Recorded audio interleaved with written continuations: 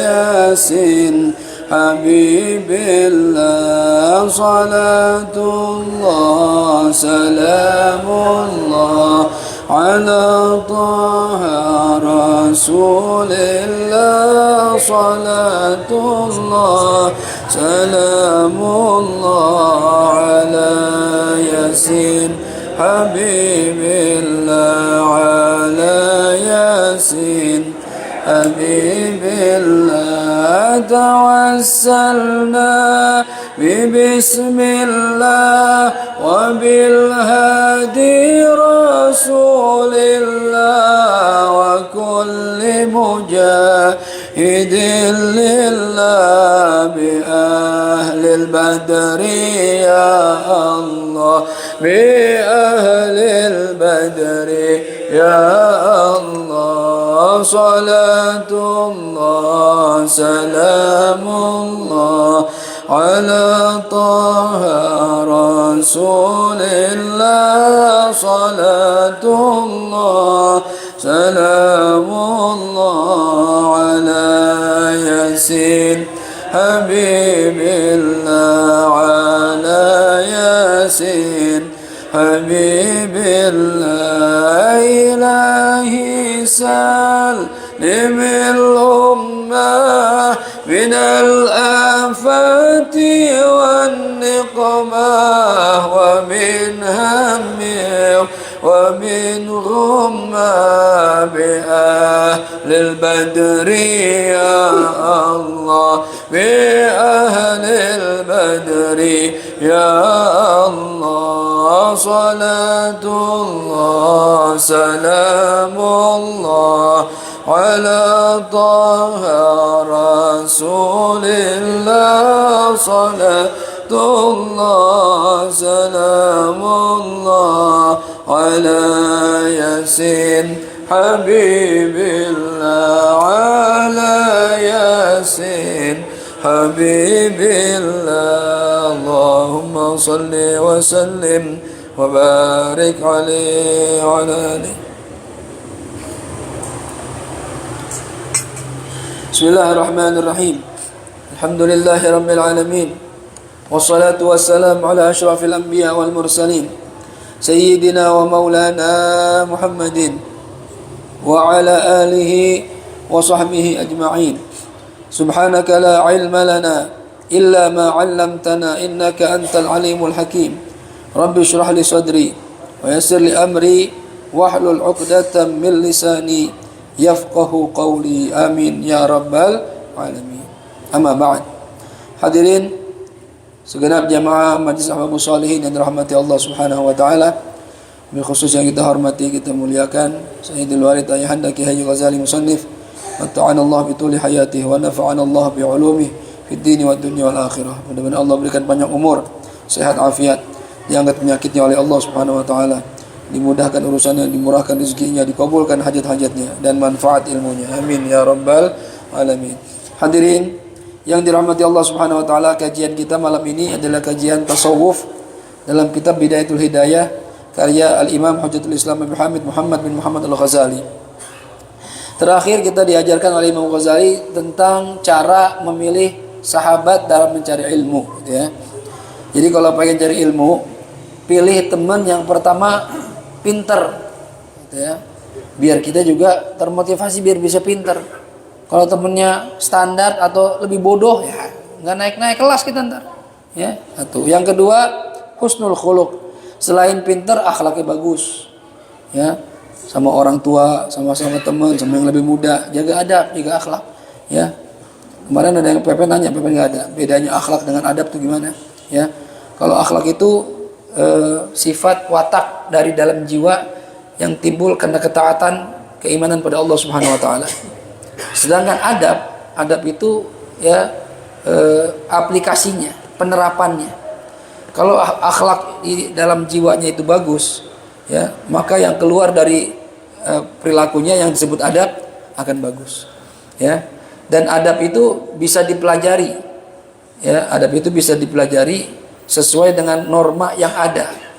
Terkadang adab satu wilayah dengan satu daerah beda. Contoh misalnya, di satu wilayah itu di daerah misalnya di suku Sasak ya Kalimantan, itu kalau ngundang tamu makan, dia nemenin makan sebagai bentuk penghormatan, nemenin tamu makan bareng gitu ya. Tapi kalau di Madura kata sebagian, ada Pak Alek kan nih, kalau di Madura katanya kalau ngajak makan, tuan rumah nggak ikut makan, khawatir tamu nggak enak makannya gitu, nggak nyaman, jadi biar dia aja tuh, jadi biar bebas makan apa aja gitu. Jadi adab beda ya, adab di satu wilayah dengan wilayah bisa berbeda, itu adab. Cuma kalau akhlak akan terbawa terus kemana-mana, mencerminkan adab yang baik.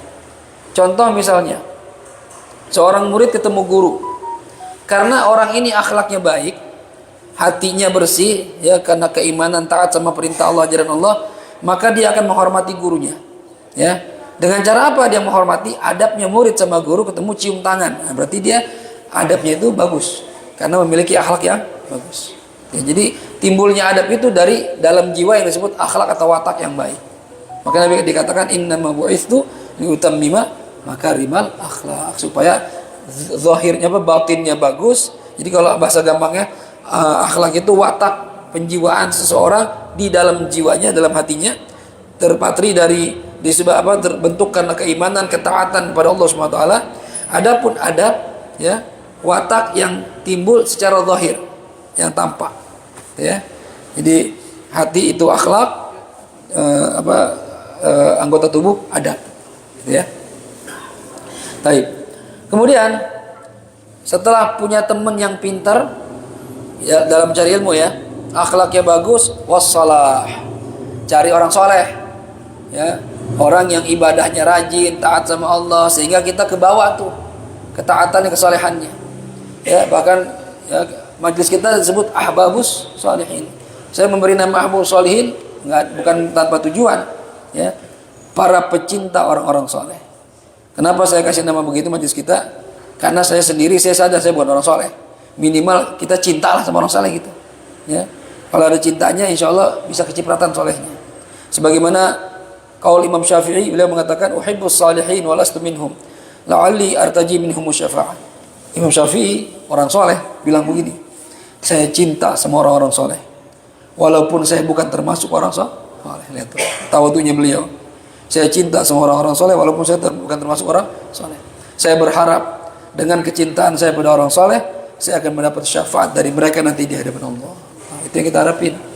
Punya kenalan, punya guru, punya teman orang-orang soleh, yang mana kita harapin nanti kalau mereka masuk surga, mereka ingat sama kita, mereka bisa memberi syafaat, membuat kita juga masuk surga bareng-bareng dengan mereka. Itu ya, itu pentingnya punya teman orang soleh. Ya. Lalu yang keempat, al-hirs, jangan cari teman yang rakus sama dunia. Akhirnya kita hidupnya pikirannya dunia mulu, duit ya. Nggak pernah ngingetin kita ngaji yuk, zikir yuk, jamaah yuk, nggak ada. Dagang ya, bisnis duit semua ya.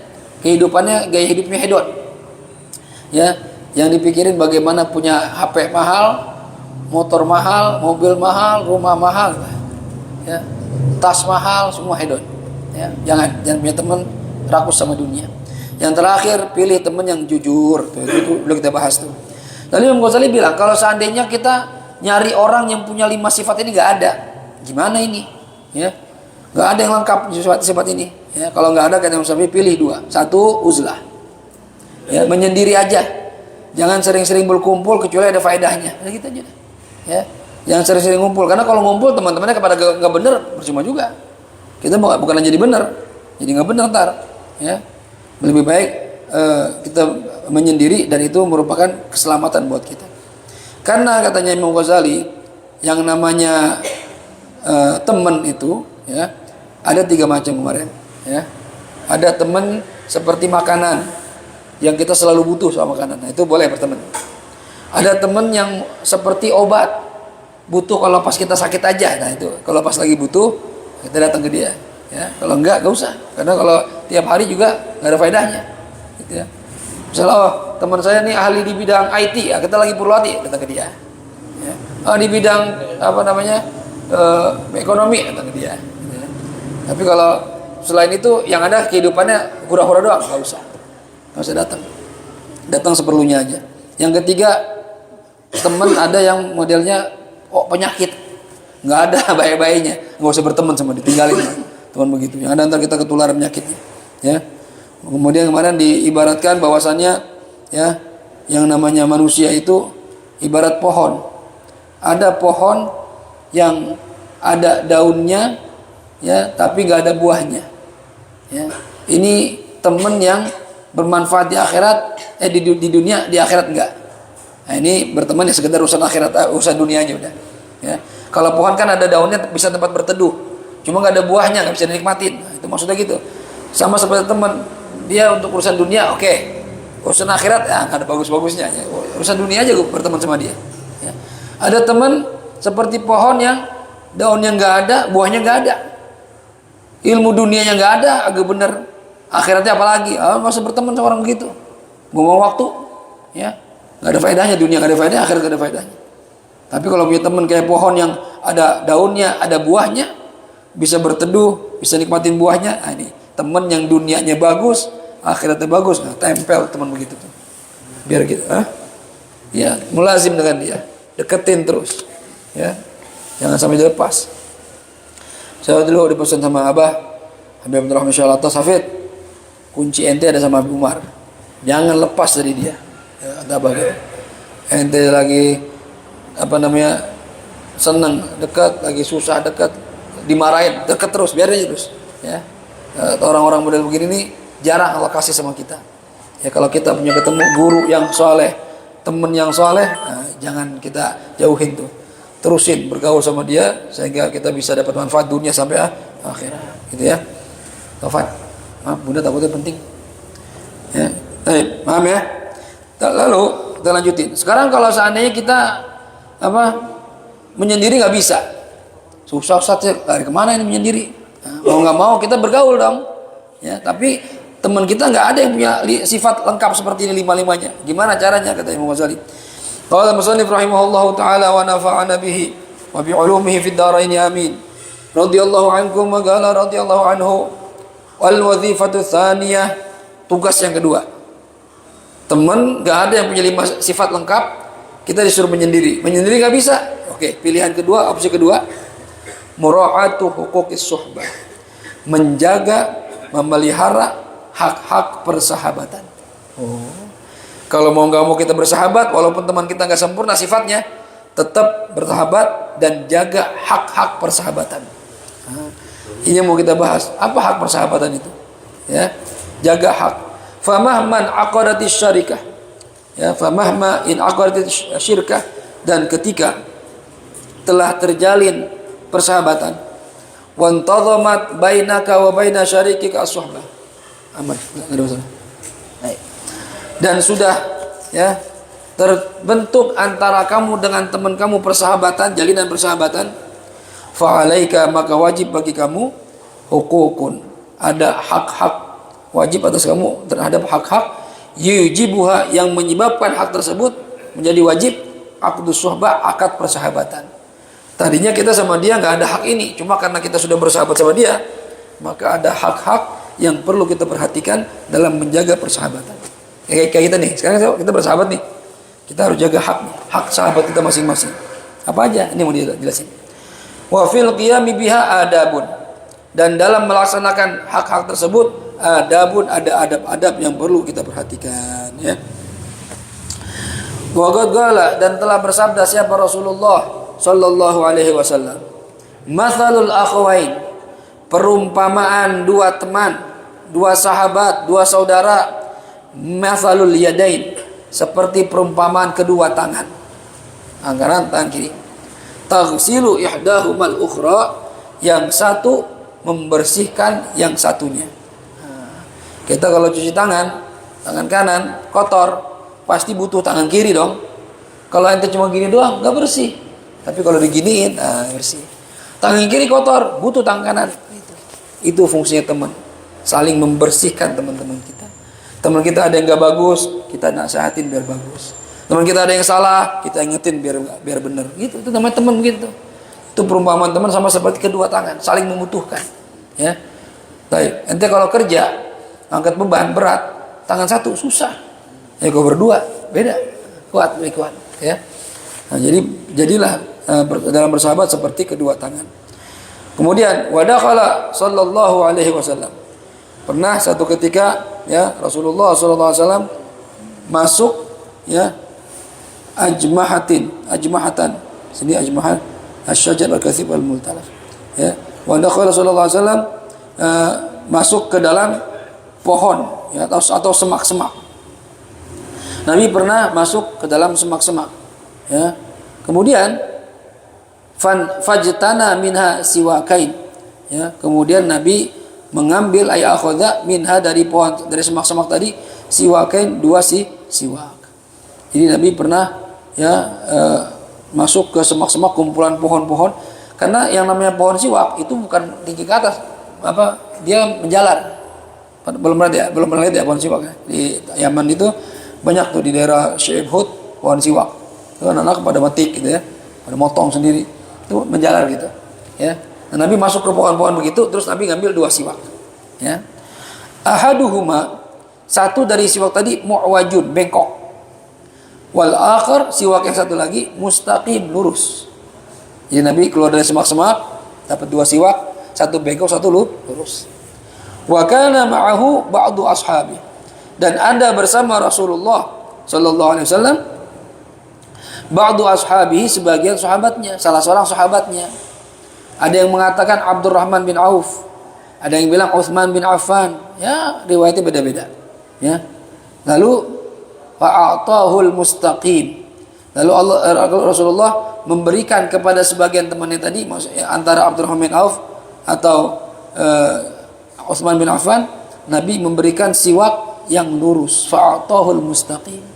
Wa amsaka li nafsihi al-mu'waj, atau, ya, Nabi menyimpan buat dirinya yang bengkok. Nih, lihat nih. Ini pelajaran buat kita nih. Ya, Nabi punya dua siwak, satu lurus, satu bengkok. Kalau kita mau pakai siwak, teman kita juga mau pakai siwak, kita pakai siwak yang mana juga? Yang lurus. Teman kita kasih yang bengkok, dia nggak terima. Gue dikasih yang bengkok, paling kita jawab apa? Udah untung lu gue kasih, gitu kan, ya. Udah untung gue kasih. Tuh kita tuh, Nabi enggak. Temennya dikasih yang lurus, Nabi pakai yang bengkok. Fagala, maka berkata, ya, temennya ini, ya, ya Rasulullah, wahai Rasulullah, anta, engkau ini, katanya, ahaqqu minni, ya, anta kunta, engkau ini adalah orang yang paling lebih berhak, ya, mustabil mustaqim, dengan siwak yang lurus, minni, dibandingkan saya. Antum lebih berhak pakai yang lurus, ya Rasulullah, biar saya pakai yang bengkok aja, kata temannya Nabi ini, ya. Faqala, maka menjawab, berkata siapa? Rasulullah sallallahu alaihi wasallam, ya. Apa kata Rasulullah? Ma min sahibin, tidaklah ada seorang sahabat, ya, yashabu sahibah, menemani temannya, ya. Yashabu sahiban, menemani seorang teman, walau sa'atan min naharin, walaupun hanya sesaat di waktu siang, illa, kecuali wasu'ila, dia akan ditanya an suhbatihi, tentang persahabatannya.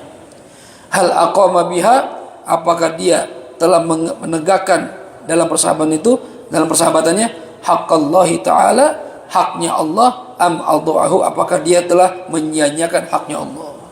Kata Nabi, tidak ada dua orang bersahabat walaupun cuma sebentar di siang hari, kecuali nanti di akhirat Allah bakal tanya, ente sudah melaksanakan hak bersahabat apa belum?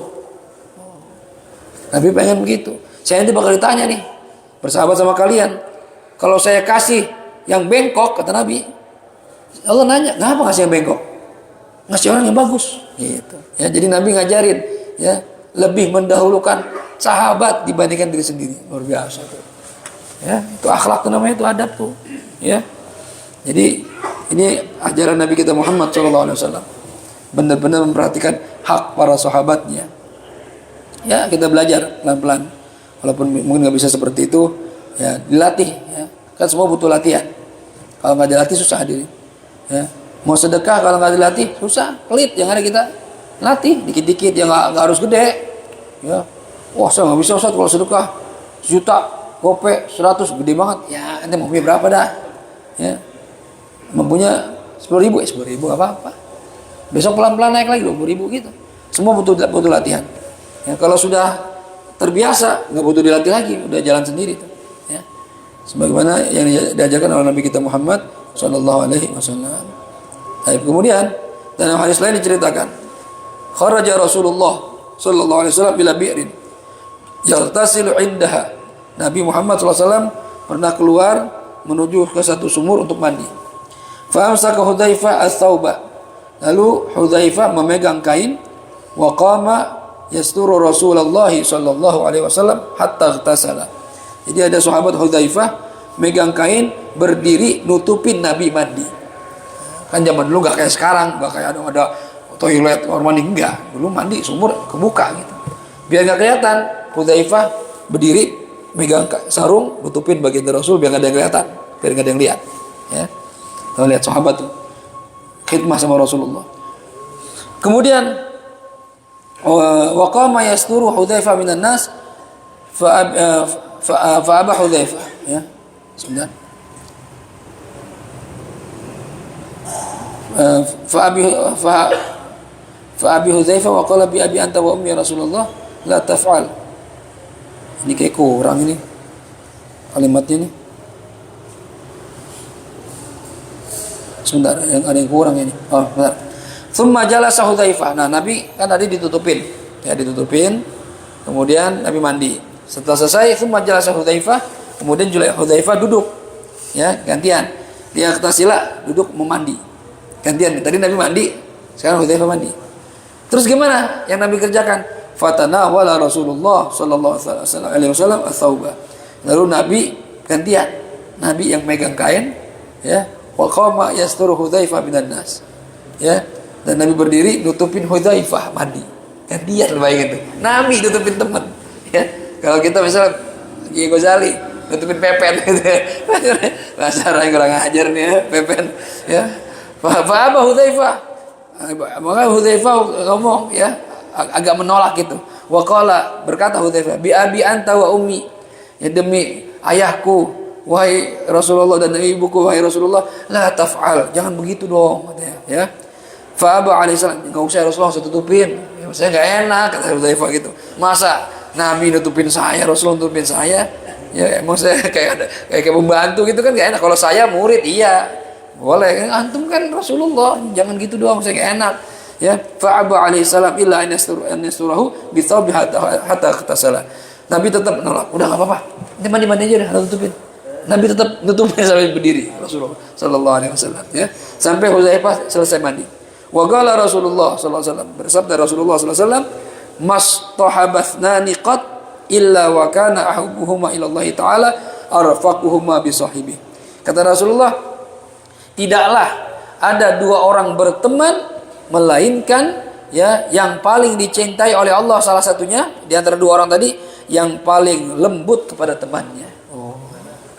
Kita berteman nih, saya Taufan berteman sama Yadi, ya, berteman sama Yadi, mana yang paling disayang sama Allah di antara dua pertemanan ini? Yang paling baik terhadap teman-temannya, ya. Jadi Nabi nggak mau kalah. Hudzaifah udah nutupin Nabi mandi, oh saya juga nggak mau kalah, saya nutupin juga dong, gitu. Ya, tuh lihat ya. Padahal Nabi seorang Rasulullah, utusan Allah, guru sama murid begitu coba ya. Ya. Nabi jaga adab tuh, jaga akhlak, ya.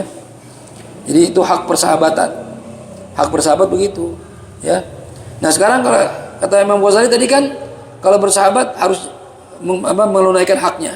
Dalam menunaikan hak ada adab-adabnya. Ada berapa adab-adabnya? Wa adabus suhbah 12. Adab bersahabat ada 12. Nah, berarti ini kita semua bersahabat nih. Perhatikan adab antara sahabat, antara kita masing-masing, ya. Jangan seenaknya bersahabat sama orang. Sahabat nyakitin temannya, sahabat apa itu? Ya. Sahabat nikung temannya, kita udah ngincar dia ambil duluan sama dia, sahabat apaan itu? Ya, orang aja.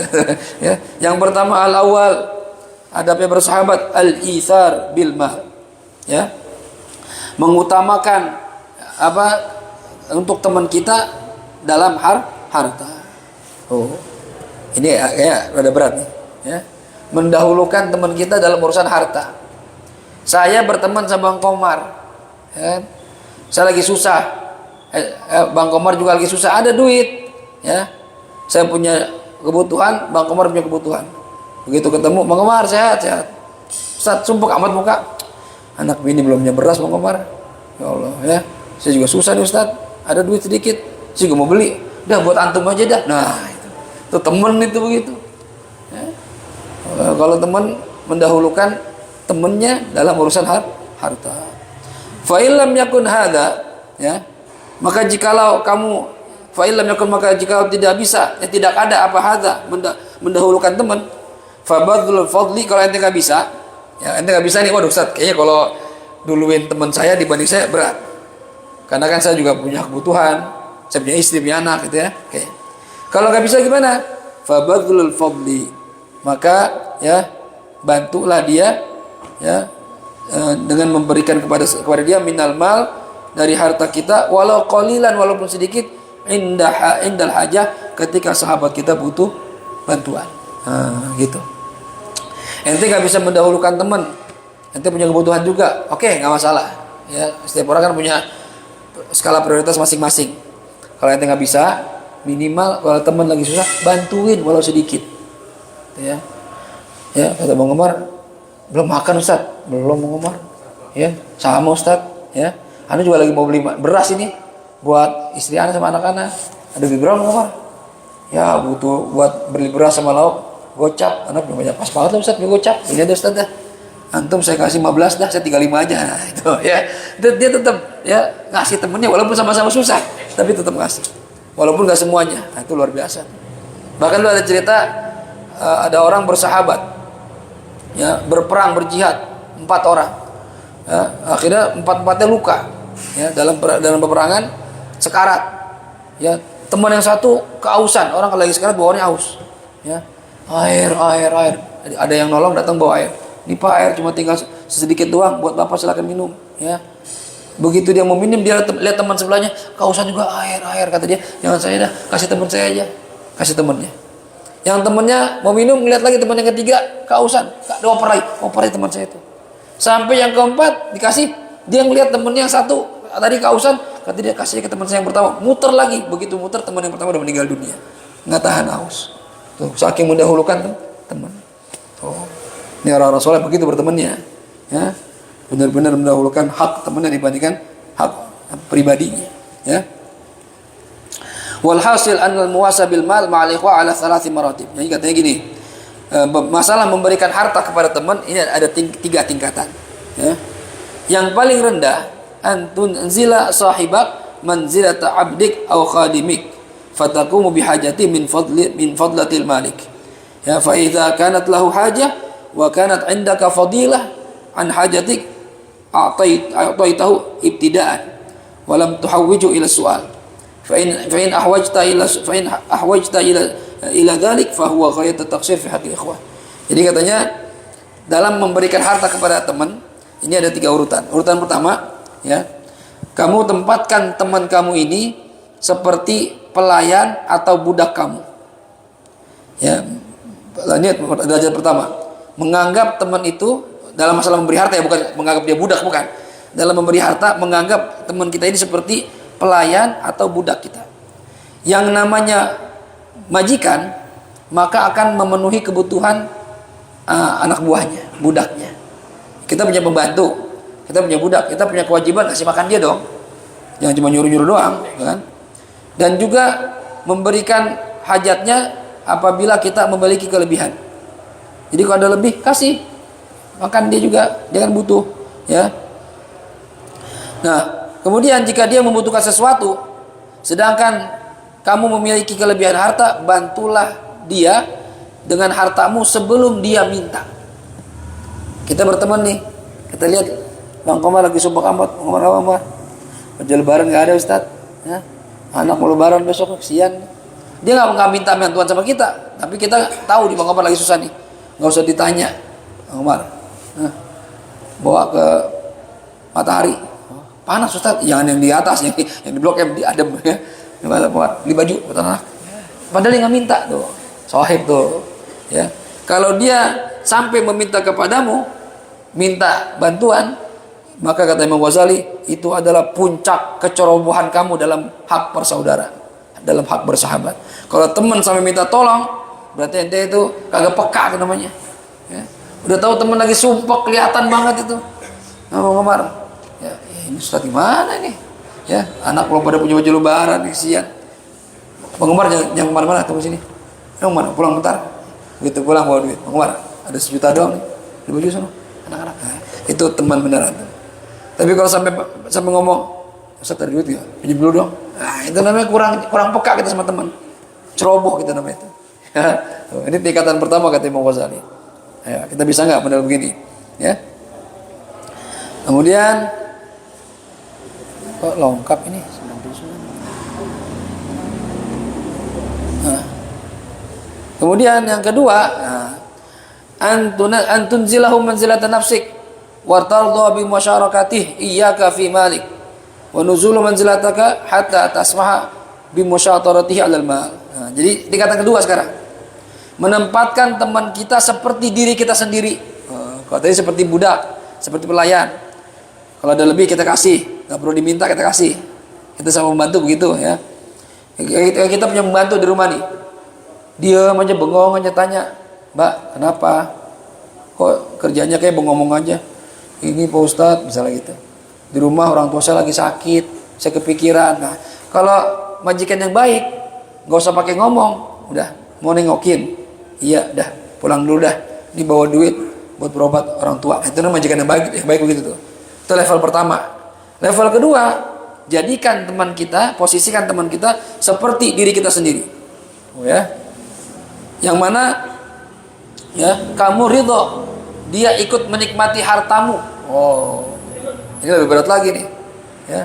Teman udah kayak diri sendiri. Ya kalau dia sendiri kita punya duit, dia mau pakai aja. Emang duit dia gitu ibaratnya. Kayak duit dia sendiri ini jarang-jarang. Ya. Mungkin ini ya, seperti Soleh sama Bang Komar gitu ya. Soalnya kalau lagi punya duit, Bang Komar main ambil aja, leh, makan leh. Soalnya juga sama, dompet Bang Komar yang celot aja, nggak bercanda leh ya.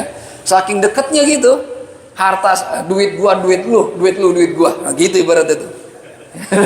Gitu, teman yang luar biasa nih. Ya, ya itu kalau yang medit. Ini makanya ini nggak masuk kategori kalau medit.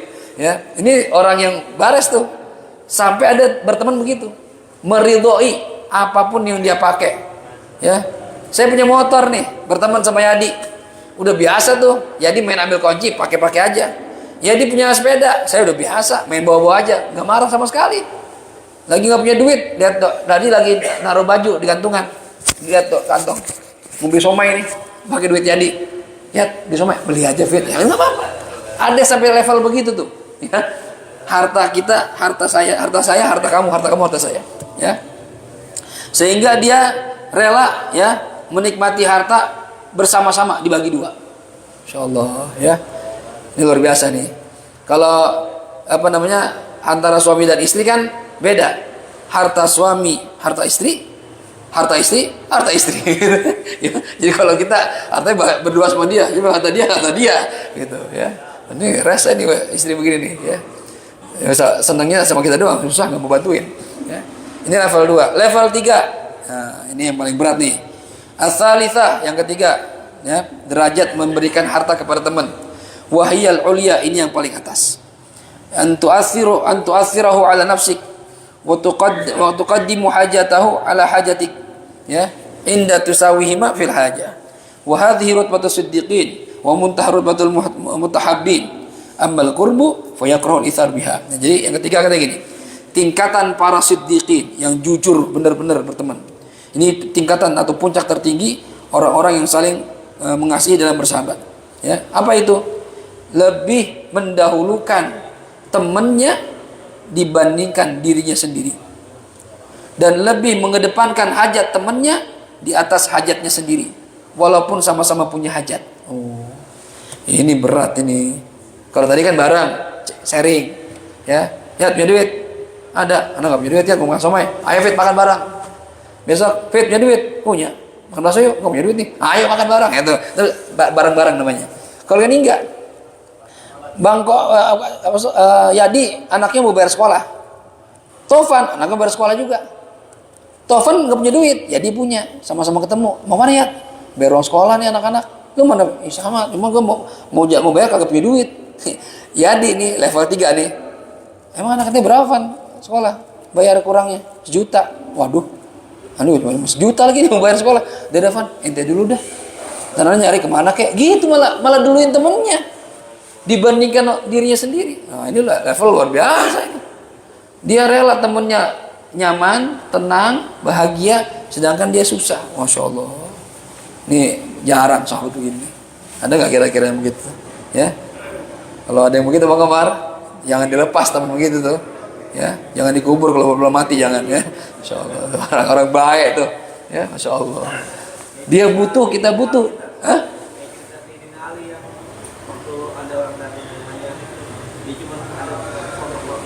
Oh ya dikasih itu. Ya begitu model itu, lebih dahulukan orang lain. Padahal itu padahal orang nggak kenal tuh dikasih duluan. Ya, dikasih duluan. Hah?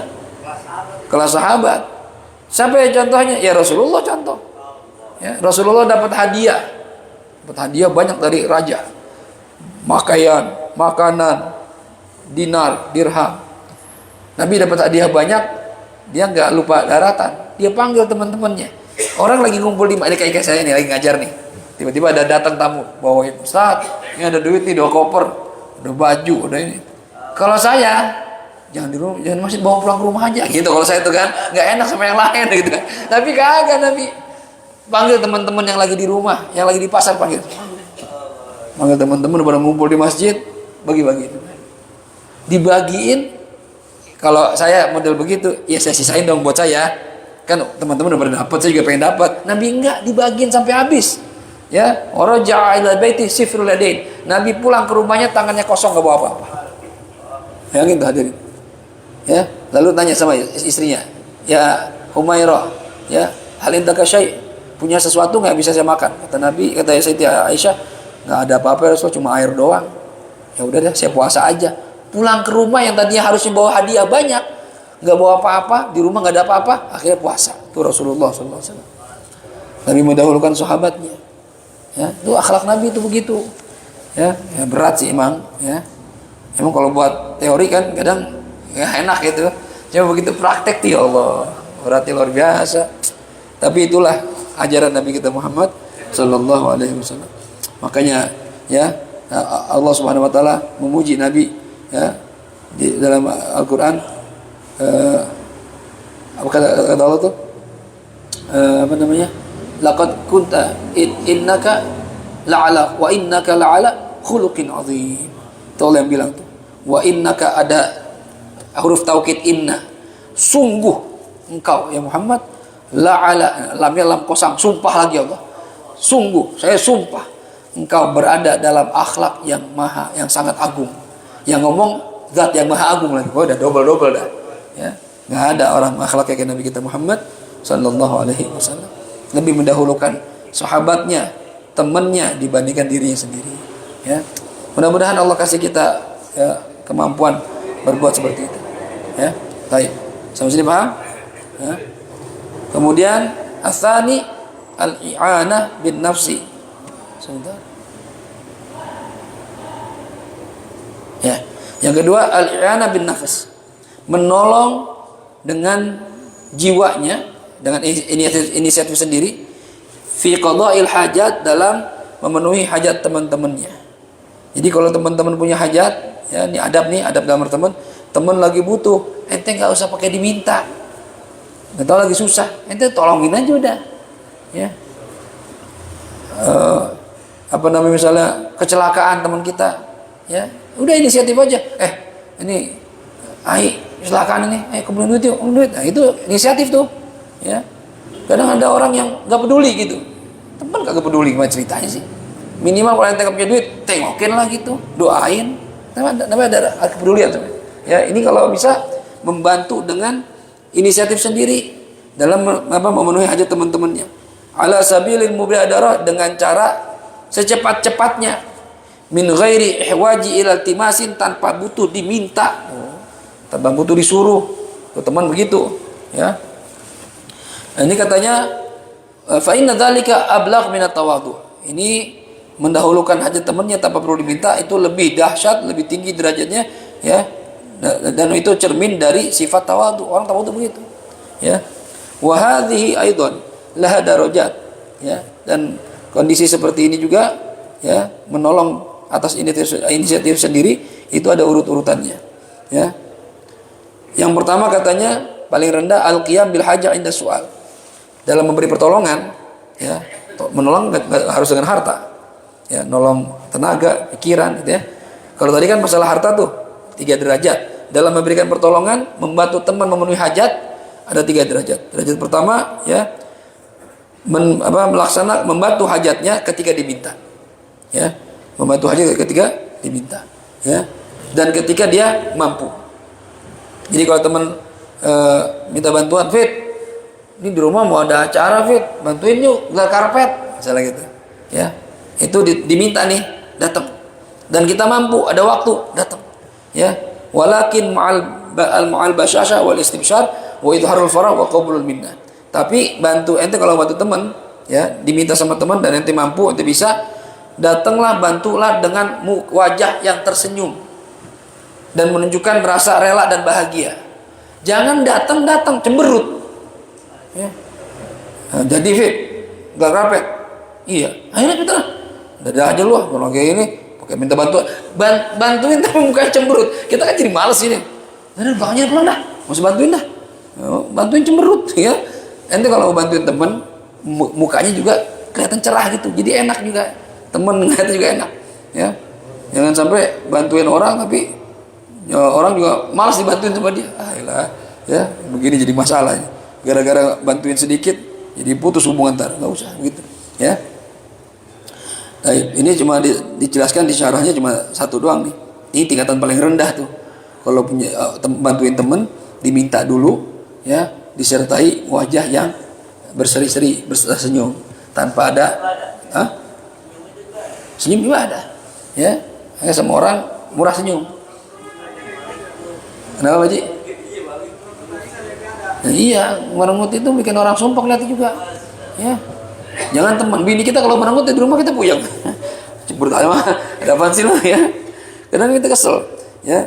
Kadang manusia nggak bisa ngendalin emosinya. Dia kesel sama orang lainnya kena. Pernah nggak gitu? Ya. Dia lagi ribut sama orang. Kita ketemu, dia semprot sama dia lah. Kita tahu apa-apa, kena marah juga. Kamu sih gara-gara lah, kok jadi gua nih kena gitu. Jangan begitu, hadirin. Kalau ente teman minta bantu, ente mampu, ada waktu, ada tenaga, ya, datang dengan wajah yang cerah ceria gitu. Ayo Fit, bantuin dia. Ente mau minta gelar karpet, ayo, enak tuh kita juga. Ya, ini kalau datang udah cemberut aja, ada aja lo, pakai nelfon gua lagi. Kalau gua nggak datang, lu kita kesel sama ya. Malah pakai ngomong begitu, nggak usah datang dah, Hah? Iya, melawan hawa nafsu begitu, ya. Ini adab kedua sama teman. Jadi dalam masalah harta dahulukan dengan 3 derajat tadi. Lalu kalau dia butuh bantuan, ente inisiatif sendiri, nggak usah pakai diminta, datang, ya. Itu teman. Nanti ada lagi adab sama guru, beda lagi tuh, ya. Sama teman aja nggak perlu diminta, apalagi sama guru, ya. Ini kadang saya sering deketin, ya. Kalau lagi ada acara, ya, kan ada yang bagian khidmah tuh, ya. Sebenarnya dulu ada usulan dari Hamdi, Ustaz, antum bikin tim khidmah, Ustaz. Anda kalau antum kesian, ya, tiap bulan bingung nyari orang bantuin gitu kan. Ya minimal tiap majelis ada perwakilan gitu. Oh gitu ya, Di. Ya coba deh, Ustaz. Ya, yang mau aja, yang enggak mau, nggak pakai dipaksa gitu, ya. Akhirnya ada bikin tim khidmah, ditawarin siapa yang mau bantu, ya. Ada beberapa yang nyaut, alhamdulillah, ya. Karena kalau kita sendirian, ya berasa juga, Di. Ya, kayak kita habis asma kan turun naikin karpet, kipas. Kalau sendirian 1 orang, waduh, yang capek bener banget. Jadi kalau ini acara kita bersama, ya. Itu kalau teman aja bantuin tanpa perlu diminta, apalagi terhadap guru, ya, bantuin nggak usah pakai diminta. Kalau belum dipanggil lu datang, Sat, jam berapa entar tawarin, gitu. Itu adab namanya itu, ya.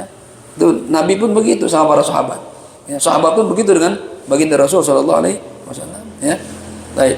Yang ketiga, nah ini insya Allah kita lanjutin di kajian berikutnya, waqit manusir, menjaga rahasia teman. Ini termasuk adab. Insya Allah kita kaji di kajian berikutnya. Dan saya sudah konfirmasi sama ketua Supriyadi untuk kajian tasawuf akan diadakan hanya di pekan pertama saja, Selasa pertama. Sebagai dulu kita pernah begitu ya dia, ya dulu begitu. Karena kita masuk fikih di kitabnya baru, jadi pembahasan masih panjang. Jadi difokuskan banyaknya di fikihnya nanti.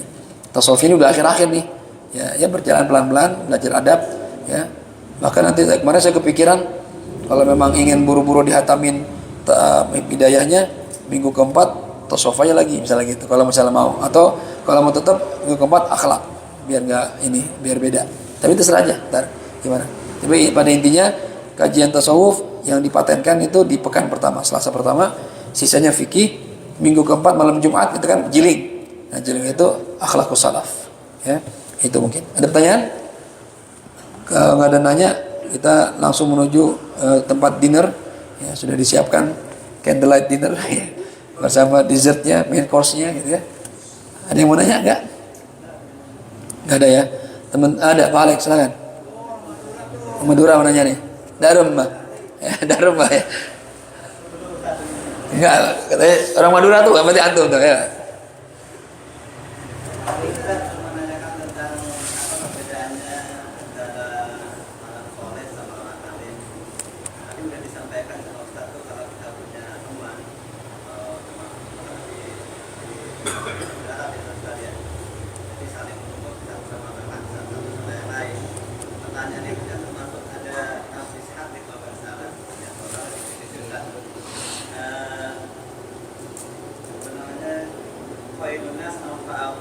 Anfa'uhum linnas.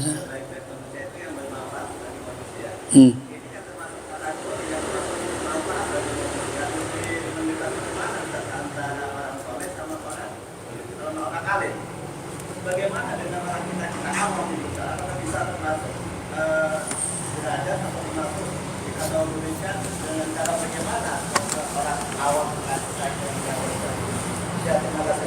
Ya, lebih bagus mana orang soleh, orang alim, gitu ya. Ya, hadirin rahimakumullah. Untuk jadi orang soleh, jadi orang alim, ya.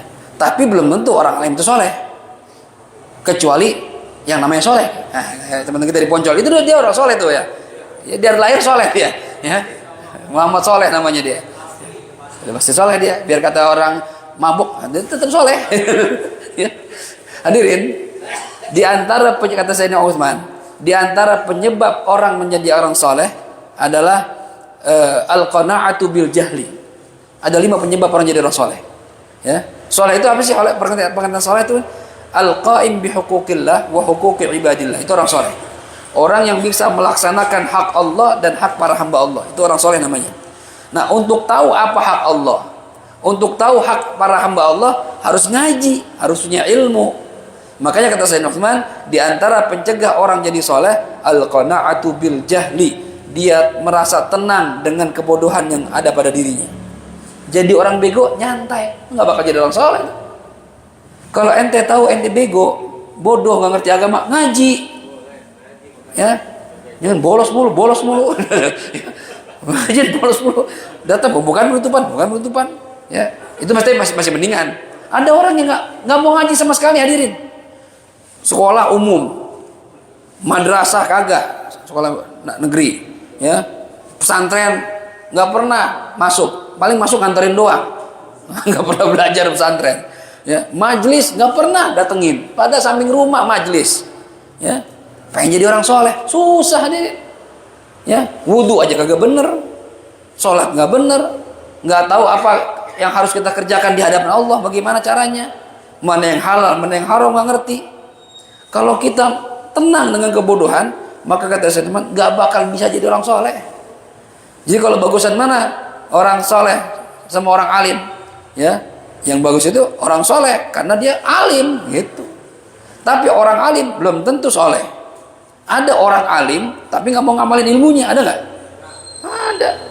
Hadirin, awas, jangan nyawer, dosa. Besok ustadznya nyawer lah. Bukan berarti ini kan orang alim Ustaz. Iya alim tapi kagak soleh gitu. Alim tapi kagak soleh. Ya kita berharap alim amil. Begitu kita tahu ilmunya, kita amalkan sehingga bisa jadi orang soleh. Itu berkaitan, ya. Iblis alim, pinter, tapi karena ngelawan Allah menjadi kagak soleh, jadi maksiat, ya. Jadi bisa ilmu itu harusnya, ilmu itu kan kata Rasulullah, ilmu yang manfaat itu ilmu yang bisa membuat kita makin merasa takut dan dekat sama Allah SWT. Kalau punya ilmu bukannya tambah dekat sama Allah, tambah takut sama Allah, itu ilmu nggak manfaat namanya itu. Punya ilmu malah jadi sombong. Dulu waktu bego nggak berani ngomong, lu tahu siapa, nggak berani, bego. Begitu pinter, nih gua nih kiai, yang semua lagu-lagu lu. Jadi mulai sombong. Dulu waktu bego kagak sombong. Itu ilmu nggak manfaat namanya. Orang kalau punya ilmu itu, ilmu akan seperti padi, makin menunduk. Semakin tinggi, nih kita ngaji kitab nih. Pertama Bidayah, pertama Safinah, kemudian nanti Fathul Qorib, nanti Fathul Wahab, nanti Fathul Mu'in. Makin tinggi kitab, makin merasa bodoh kita tuh. Ya Allah, selama ini saya nggak tahu apa-apa ya masalah ini. Saya baru tahu sekarang. Gitu, harusnya begitu tuh. Jadi selama ini saya bego nih. Bego kita ini. Orang ulama gitu, makin ngaji banyak, makin merasa bodoh, makin merasa. Jadi nggak ada puasnya. Ah, ngaji lagi ya, ngaji lagi ya. Gitu. Jangan baru ngaji Safinah, hatam. Panggil gua Ustadz ya. Udah hatam Safinah. Wah, baru Safinah udah panggil Ustadz aja. Ya, cium tangan. Udah hatam Safinah. Apa-apaan ini? Ya, jadi untuk menjadi orang soleh harus jadi orang alim. Harus ngaji, ya. Dan kalau orang alim, ya belum tentu soleh. Tapi umumnya kalau orang ngajinya benar, makanya dalam kitab Bidayah tuh di awal-awal kajian, kalau kata Imam Ghazali, kalau mau ngaji ilmu, ya tata dulu niat yang benar. Niat itulah yang akan membuat kita mengarah ke arah yang benar. Kalau ngaji niatnya udah nggak benar, ngaji sih sama kayak kita ngaji nih, rutin, nggak pernah bolos, tapi niatnya dari awal jelek. Fan, rajin banget ngaji, ngapa? Gue pengen jadi kayak Ghazali. Emang apa? Pinter, alim, sering diundang ceramah, berkatnya banyak. Di amplop ya, niatnya udah amplop berkat ya, udah jelek niatnya tuh. Ini ilmu nggak bakal manfaat nih. Seandainya pun manfaat, bukan ngasih banyak orang manfaat buat orang, madharat buat orang. Ya, bahaya. Bahkan bisa jadi ulama su, orang alim tapi kerjaannya nyusahin orang. Ya, bikin fatwa nyusahin orang. Fatwa bisa dipesen, gitu. Karena kenapa? Ilmunya nggak diamalin. Ya. Orang-orang yang jadi jaksa, jadi hakim, nggak orang bodoh, orang pintar. Tapi karena dia ngerti hukum, dia cari celah tuh. Ya. Menangin orang yang salah, suruh nyogok, ya ganti peraturan. Ini nggak bisa nih Pak, jadi wakil RT rubah ya aturan, jadi ya umurnya dikurang-kurangin, bisa jadi wakil RT gitu.